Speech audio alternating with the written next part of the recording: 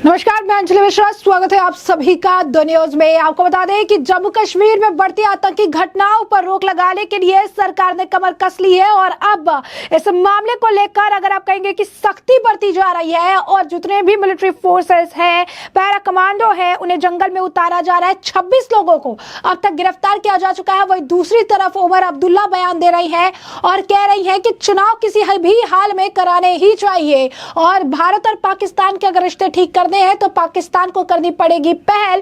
और जिस तरीके की आतंकी घटनाएं हो रही है वो बिल्कुल भी सही नहीं है। क्या है पूरा मामला, विस्तार से समझेंगे। सबसे पहले बात कर लेते हैं कि किस तरीके से आतंकियों पर अब नकेल कसने की तैयारी, करारे प्रहार जो है करने की तैयारी की जा रही है। हिरासत में लिए गए 26 संदिग्ध कौन है और पैरा कमांडो को किस तरीके से जंगल में उतार कर आगे की रणनीति जो है तैयार की जा रही है। तो जम्मू कश्मीर में पिछले कुछ दिनों से आतंकवादी घटनाओं में बढ़ोतरी देखी गई, जिसमें सुरक्षा बल भी मुस्तैद नजर आ रहे हैं। जम्मू में कठुआ जिले के माचेंडी बिलावर इलाके में सेना पर आतंकियों ने पहाड़ी जंगलों में घात लगाकर हमला किया, मगर सेना के जवानों ने भी उनकी चाल को नाकाम करते हुए अंधाधुंध फायरिंग की। सेना के जवानों ने आतंकियों पर 5000 से ज्यादा गोलियां बरसाई, जिससे आतंकी मौके से भागने के लिए मजबूर हो गए।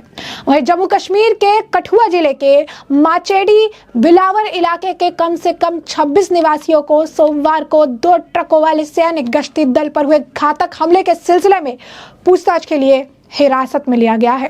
26 संदिग्ध लोग हैं जिन्हें हिरासत में लिया गया है पूछताछ के लिए, जिसमें से 22 गढ़वाल राइफल्स के 5 जवान शहीद हो गए और 5 अन्य घायल हो गए।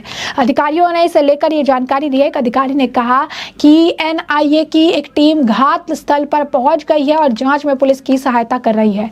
सेना, जम्मू कश्मीर पुलिस, सीआरपीएफ और पैरा कमांडो के जवान आतंकवादियों को पकड़ने के लिए क्षेत्र के बीहड़ इलाके और जंगलों की तलाशी ले रहे हैं, लेकिन अभी तक कोई भी पकड़ा या मारा नहीं गया है। भारी बारिश में ड्रोन और हेलीकॉप्टर के जरिए हवाई निगरानी को मुश्किल बना दिया है और अधिकारियों ने जो है बंद नोटा गांव के पास घात लगाकर किए गए हमलों की घटनाओं को एक साथ जोड़ना शुरू कर दिया है, जहां और ज्यादा फोर्स के पहुंचने से पहले 2 घंटे से अधिक समय तक लगातार गोलीबारी हुई थी। माना जा रहा है कि 3 लोगों का समूह में आतंकवादियों ने पहाड़ियों पर 2 जगहों पर खुद को छिपा लिया और घने जंगल में छिपकर सैनिकों को ग्रेनेड और गोलियों के हमले से चौंका दिया।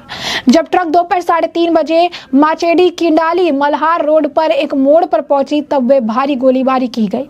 भारी गोलीबारी का सामना करने के बावजूद सैनिकों ने अधिक हताहत को रोकने और आतंकवादियों को उनके हथियार छीनने से रोकने के लिए लगातार गोलीबारी की।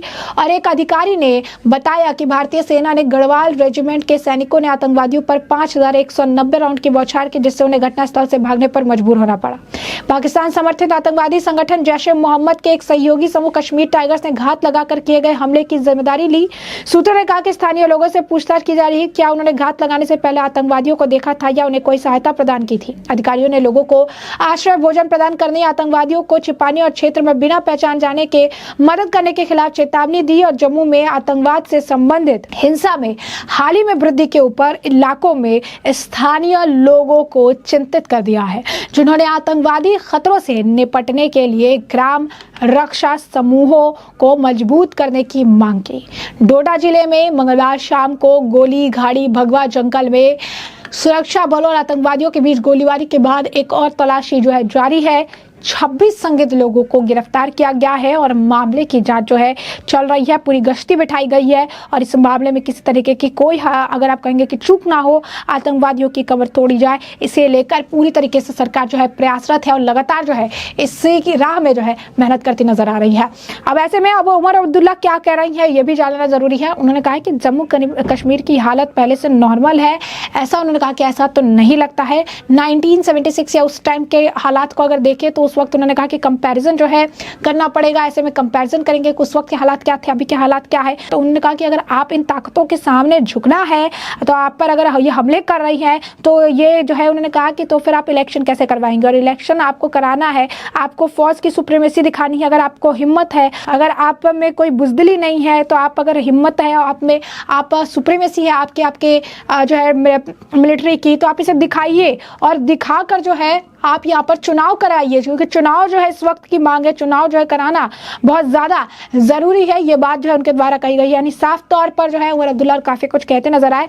जरा देखिए क्या कुछ कह रहे हैं। और वो खिलाफ नॉर्मल सी तो नहीं है, लेकिन क्या ये हालात 96 से बदतर हैं?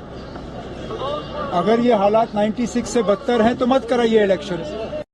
अगर आपने इन ताकतों के सामने झुकना है जो आपके ऊपर हमले कर रहे हैं तो मत कराइए इलेक्शन।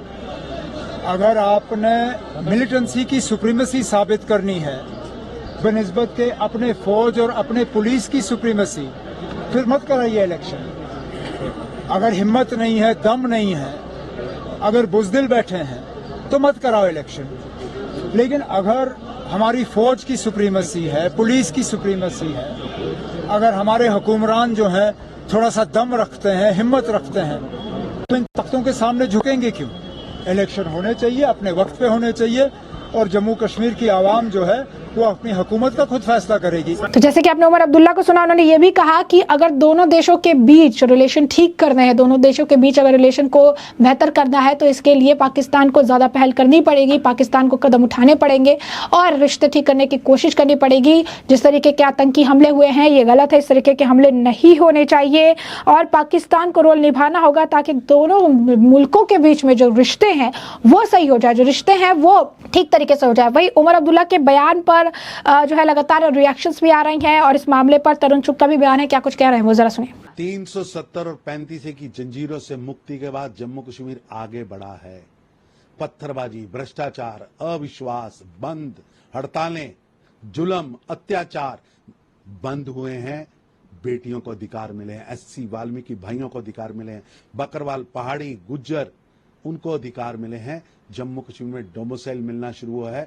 जम्मू कश्मीर अब शांति और विकास के रास्ते पर आगे बढ़ा है। जम्मू कश्मीर की जनता के मन में विश्वास बढ़ा है। उमर अब्दुल्ला साहब, आप अपनी पार्टी के सांसद रोहिला का बयान भी स्पष्ट करें, जिसमें वो स्पष्ट कह रहा है कि 1990 यानी कश्मीरी पंडितों का पलायन, उन पर अत्याचार, उन्हें जबरन वहां निकालना दोबारा रिपीट होगा। शायद वो भूल रहे हैं कि देश के अंदर अब वीपी सिंह की नहीं, प्रधानमंत्री मोदी की सरकार है। मुफ्ती साहब जैसा गृह मंत्री नहीं, अमित शाह गृह मंत्री हैं। हम अपने नागरिकों की रक्षा करना जानते हैं।